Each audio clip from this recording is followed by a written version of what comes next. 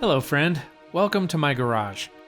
Today we are kicking off a marathon of wrenching sessions to see if we can get my C6 Z06 back on the road before the anniversary of her blown engine. What I thought would be one, maybe two videos is turning into a trilogy because Goldie decided to fight us every step of the way. That got me thinking about a famous trilogy, The Lord of the Rings. A question the internet has asked is, why didn't Gandalf just ask the eagles to fly to Mordor and drop the ring into the volcano? That's like asking me why I didn't take Goldie to a local shop and have them drop in a nice sensible LS3. Yes, it would have cost less. Yes, it would have been way less work for me. Yes, I would have had the car back on the road a long time ago. But the answer is because it wouldn't have been a very good story. A good story has struggle. I'm learning a lot of lessons in this process, and the big one for this trilogy is one does not simply install an LS7 in a C6 Corvette. So hop aboard the struggle bus with me and Dr. Bobby. We're going for a ride. This is the first time my friend Dr. Bobby is setting eyes on the assembled motor. If I'm playing the role of Frodo Baggins in this story, Bobby is Sam, who is one of the best sidekicks in all of literature. The difference being that Bobby has a touch of ADD and is a bit of a pervert, but he is no less dedicated, dependable, or motivated by potatoes. I'm feeling very proud of my accomplishment, but Bobby immediately takes me to task because I didn't install the spark plugs, and then he quizzes me on what spark plug gap Katech specified for this engine. I don't know about you, but when the conversation turns to spark plug gaps, that's where my eyes kind of glaze over. But it seems important to Bobby, so I smile and nod. Bobby had not seen all of the while I'm in there parts I bought, and while he claims he watched the video, I know his condition makes it hard for him to concentrate, so we went through everything together. When the last video about the engine assembly came out, several of you pointed out a mistake. I installed the GM factory lifters while they were still covered in packing grease. Popular wisdom seems to say that you're supposed to remove the grease with a solvent and then soak the lifters in motor oil before you slide them in. Surprisingly, my engine rebuild book says not to soak the hydraulic lifters because it can interfere with proper rocker tightening, so I stand by my no-soak method.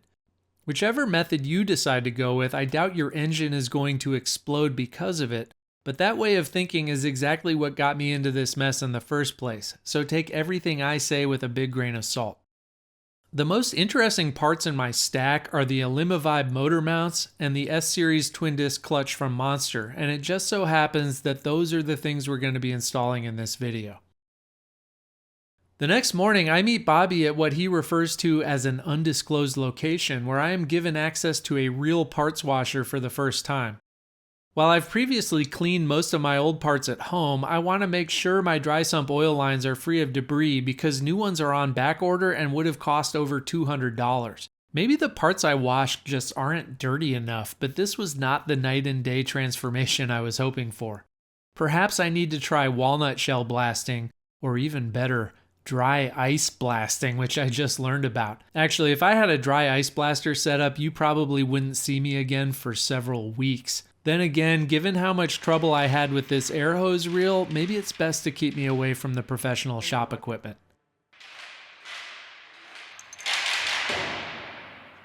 Got him.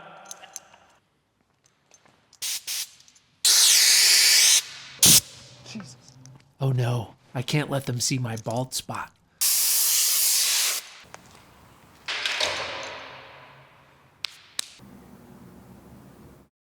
Back at the house, Bobby is itching to get to work. I've heard that all of the great mechanical duos include a by-the-book OCD guy, that's me, and a get-her-done ADD guy, that's Bobby.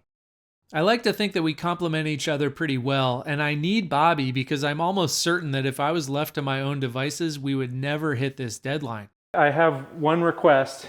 What's that? The old motor is sitting next to the crate that the new motor came in. Okay. Could we put the old motor into the crate? Because then it can sit there for a very long time and I don't have to think about it. We can do that.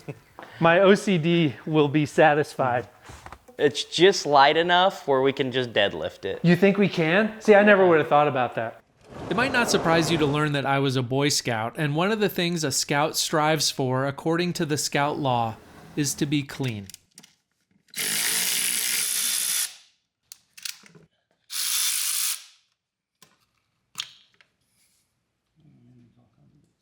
All right, ready?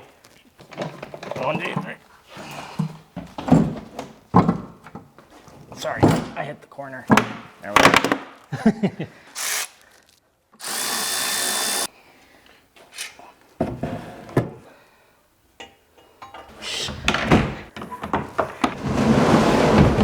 OCD satisfied.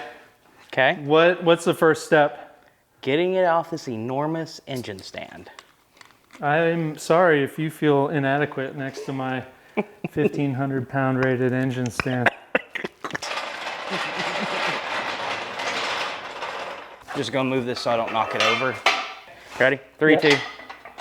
Now that the ibuprofen has kicked in, I'm ready for hustle mode. While we get the engine off the stand, I feel I should address a downside of the Josh and Bobby dynamic duo. We are both what I like to call high words per day people. Put the two of us in a room together and there won't be more than 5 seconds of silence out of every hour. So the ASMR aspect of the next few videos might suffer a little bit, and you may catch some snippets of dialogue in the background while I'm clicking my torque wrench. Because if all of the weight goes on one of them all of a sudden, it can pull the threads. Bring them out like a 1/16 of an inch, and we'll see how it acts.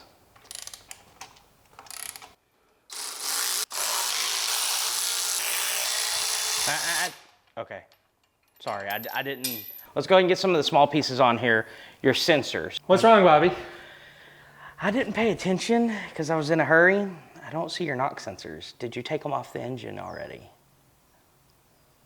Did you see me take them off the engine? Yeah. Whoa, what? They're not there. Let's look in my drawer of stuff. This is my least favorite kind of time wasting, searching for something that you lost. And I put so much effort into bagging and labeling all the parts I took off the old motor. The whole point was to not lose things. But I'm wondering if any of you are guessing where those knock sensors are. Slow down, Josh. And yes, we could have gone back to the old video about pulling the engine, but we didn't because we're stubborn and maybe slightly dumb. There's not a lot of square footage here. No. How long did it take us to hit a snag, Bobby? About 2 minutes. It's funny how when you're estimating how long something is going to take, you never want to account for spending half an hour searching the entire garage for missing knock sensors. Was that like the sum total of the sensors we were going for as the knock sensors? We got this one. What is this one? That is the crank position sensor. Correct. Yes. I feel inclined to clean this off a little bit. Would that be okay? Sure. I thought about changing your nickname to Dr. Doom. Because you're always like, well, if you drop that, yeah, it'll shatter and never work and the engine's going to explode. My goal is scare tactic. Whoa, whoa, whoa, whoa. What? Bobby was just joking this time, but you guys are a bunch of Dr. Dooms too, because you told me that WD-40 is bad for rubber gaskets. So this is the last time I use it for that purpose, I promise. Dr. Bobby, could I trouble you for a ratchet? By the way, I really do appreciate all the advice I get in the comments, but you get what you pay for, so I always try to double check it through a credible source before I put it into practice. So, motor mounts? So the old ones actually turned out to look really good. They're in amazing shape. So we're replacing them with these patent pending Illumavibe from, what's the name of the company? Creative Steel. Torque specs. Look at that, yeah. And it's even like a sticker. Like, are you supposed to put it on something? No, disgusting. Man, I love that you have a sink in your shop. That's the coolest thing. We had one in a house growing up. Your wife does not want you washing your greasy, grimy hands in the nice kitchen sink. Locating pinholes labeled A. That looks right. And that would look. So they fit into there. A or B. C6 A holes. As you can imagine, many stories were told in the garage that day, and I'll spare you most of them, but there's one I do want to share because it comes into play later. So you want to hear a funny story while you're doing this? I do. All right. You want to hear about how I found out I was bald? Yes. Okay. Imagine you're 20 years old and you're at a wedding. It's your brother's wedding. You get the pictures in like 6 weeks. You see the girl you're dating at the time, and there's a photo from behind. And there's this bald guy sitting beside her that has this nice cul-de-sac bald spot on the back of their head. And I'm like, who's the guy beside my girlfriend? Oh my God, that's me. I'm glad that Bobby brought this up because my growing bald spot has been bothering me for a long time and I've been putting off doing anything about it. So let me ask you. Okay. Do you think the time has come? Yeah. It's time? I think it's time. Okay. I've mentioned before that I decided to go with a set of Alima-Vibe engine mounts from a company in Oregon called Creative Steel, based solely on the recommendation of my buddy Trent, who has them on his CTS-V. Trent's recommendation is good enough for me, but I realized it might not be quite enough for the rest of the internet, and I basically know nothing about motor mounts, so I contacted Creative Steel and got a call back from Max, the owner of the company. Polyurethane engine mounts have been given a bad name because of all of the designs that have come out previously, that there has really been no technical expertise invested into engine mounts. We worked on this mount for 2.5 to 3 years, testing prototypes, testing urethane style, size, dimensions, thickness, durometer, everything you can think of, aluminum, stainless, the list goes on and on. We completely nerded out on engine mounts where no one else in the aftermarket has ever ventured into. 30 minutes later, and I am still not an expert, but I think I can grasp the basics and understand why the Alima-Vibe mounts are special. What it boils down to is the Alima-Vibes are much firmer than stock mounts, but with an imperceptible increase in noise, vibration, and harshness, unlike traditional solid aftermarket mounts. So for a car like Goldie that will primarily be a street car but capable of turning fast laps on a racetrack, these should be perfect. I also like to support a small company that went out and decided to build a better mousetrap. I'll report back when I've had a chance to drive the car. What's the most special tool you own, Bobby? This ratchet right here. Okay. It's a Craftsman, and it's basically about destroyed. Let me see. You know why it's my most special tool? No. My mother bought me that Aww. like 10 years ago.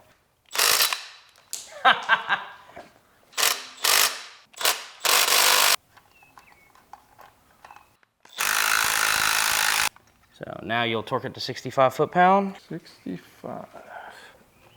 There you go. There you go. Let's accessorize this block. Josie, I'm going to have to ask you to leave. Come here, Josie.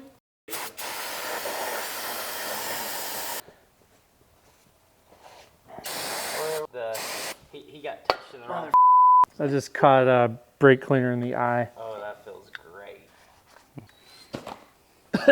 Honestly, after the clutch goes on, we can technically put this thing in the car. This is our AC bracket. It goes on something like... Nope.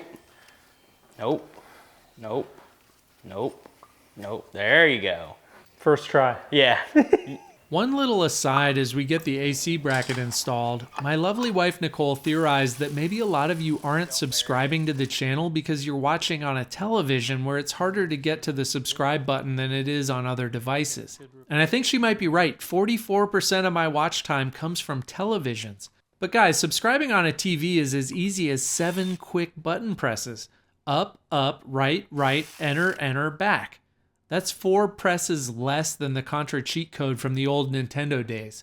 Easy. And now that about 10% of you have accidentally clicked away from the video and are unlikely to ever return, let's move on. We're getting it done today. Like, it's going in. Up next is the water pump, which requires a little bit of finesse. Bobby has taught me a trick, which I am now going to teach you. We put the bolts that go on either side of the gasket on.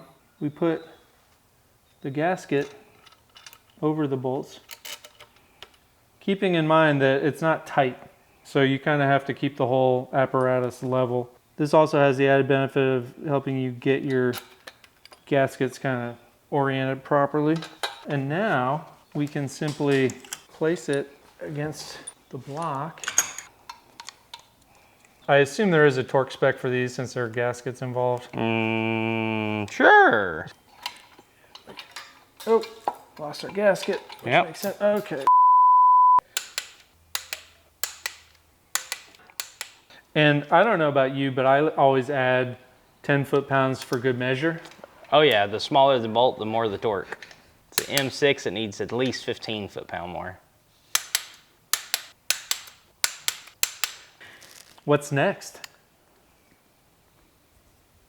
The clutch. I'm excited about the clutch. We're ready to install the clutch, and at this point, even though it's already late afternoon, Bobby is still convinced that we will have the engine in the car today. And despite nothing on this project ever being as easy as I expect it to be, I go along with Bobby's optimism. What do you see when you look at this? It's a beast. If you notice, they have paint everywhere, green paint. Yeah. So this is an indication for balancing. That's why it's bolted together. So if you see 1, 2, and 3, that is the exact place we need to put each part because this thing is balanced. That's what these holes are for. This one's really deep.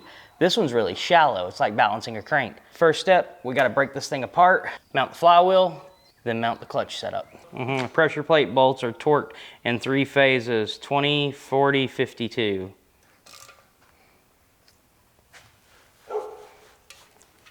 Never attempt to measure the setup with a tape measure. You must always use a set of calipers. If your car still has the factory clutch pedal assist spring, remove it before driving. Cool, good to know. I'm gonna write that down. So it is important that the distance from the slave to these fingers when everything is installed is correct, and they call that the air gap. We'll have to hold it in position while we take our measurement. While I took a break to get a snack, Bobby decided to do me a favor by removing my old fuel injectors and soaking them in oil.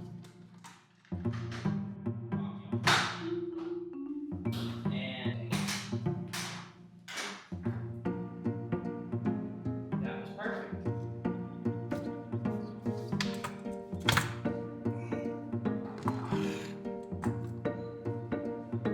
When you do, my goodness.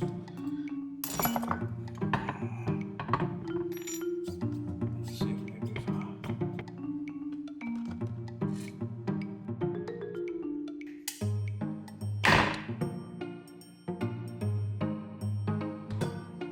There we go. Deal with my life. Grimy.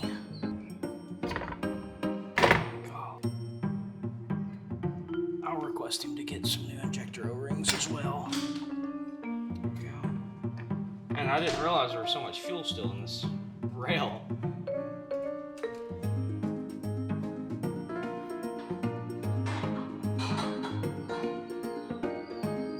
Really smells like fuel over here, Bobby.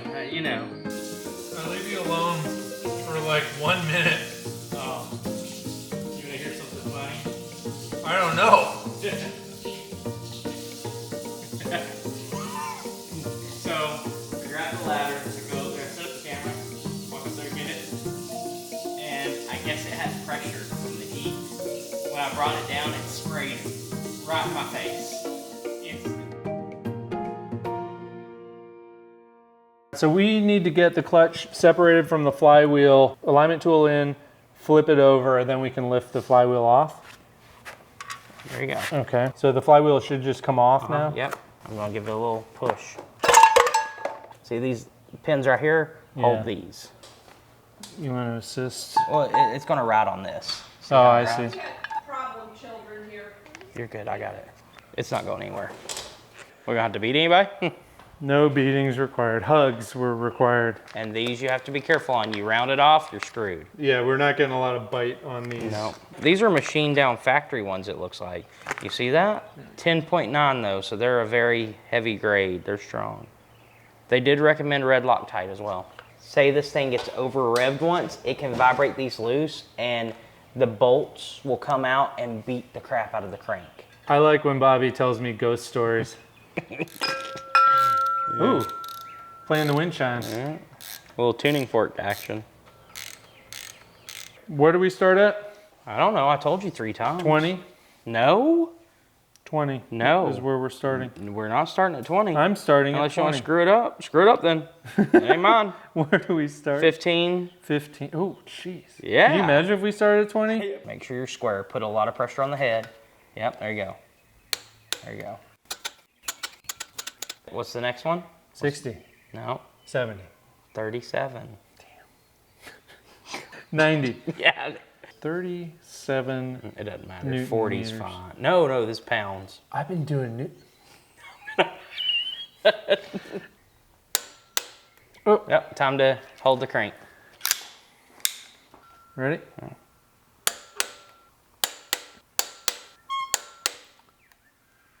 I tooted. This thing barely goes to 74. Ooh! You know, you're making me a better mechanic. And Am I? I and the viewers, I think, all appreciate that. Thank you. I appreciate you saying that. Look how much you're barely biting on. It'd be so easy to round these off. I was nervous. Yeah. Good job, buddy. All right, so we have a clutch alignment tool. So what's good about this will hold it in place. You put this on first. So that goes in like so. Bottom it out. Tap that with your palm. Yep, so you're in. These matter because they go on. Yeah. There's only one way for those to go. Good to go. There we go. There you go. I'm gonna hold it. Mm-hmm. Go ahead and grab one of the bolts and go through right here. Yeah. 20, 40, 52. And these do not get Loctite, correct? Doesn't say to. Okay. Unfortunately, the part of the instructions where it tells you the torque specs isn't the part where it tells you that pressure plate bolts do need Loctite. So we had to remove the bolts and go back and apply Loctite after all. Damn, it makes me pissed off. I'm sorry. That's all right. The deadline, I know, is sort of, it's kind of stressing me out, but on the other hand, it's why this is getting done. Yeah, that's why we're here at 7:30 or 8 o'clock at night. It is now 8 o'clock. There you go. I think within an hour we can have it in the car. So by 11:30. Yeah. We're golden. We got it. What's next? Slave cylinder measuring. Monster's instructions warn you not to attempt this install if you don't know what you're doing, and I can see why. The basics aren't that difficult, but to ensure you have a proper air gap between the fingers of the pressure plate and the bearings on the slave cylinder, you need to do some careful measurement using calipers. It feels like one of those moments your math teacher in middle school tried to warn you about. Algebra seems pointless, but 3 decades later, I've got $1,500 riding on whether I can remember how to solve the quadratic formula. X equals the opposite of B plus or minus the square root of b squared minus 4ac all over 2a. I still got it. Equals 114.88. Look at you. I can still do basic arithmetic. So about now we realized that in order to get our measurements perfect, we need to install the new slave cylinder that came with my clutch kit. To do that, we need to remove the bell housing. To remove the bell housing, we need to get at the bolt that's at the very tippy top of the transmission tunnel. And at this moment, I'm reminded of something Boromir said in the Fellowship of the Ring. I'll paraphrase what he said as, "Isn't it some bullshit that we're going to have to drop the entire rear subframe a couple of inches just to get at one f***ing bolt?" At least I'm pretty sure that's what Boromir said. And I said, "F*** this shit, let's pick it up tomorrow." So give a shout out to Dr. Samwise Bobby in the comments, and don't miss the next one because we're going to get that son of a in the car.